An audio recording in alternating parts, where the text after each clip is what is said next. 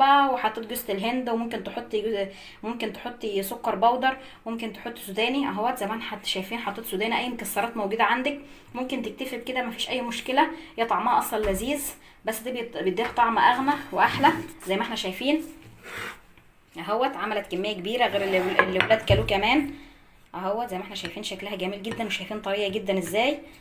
هقطع لكم واحده كده اهو.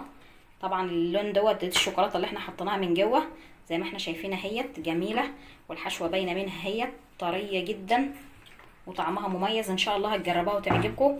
يا ريت لو عجبكم فيديو النهارده ما تنسوش تدعمونا بالاشتراك في القناه وتفعيل الجرس عشان يوصلكم كل جديد، واللايكات الجميله بتاعتكم عشان تشجعونا مزيد من الفيديوهات. نشوفكم في فيديو جديد، والسلام عليكم ورحمه الله وبركاته.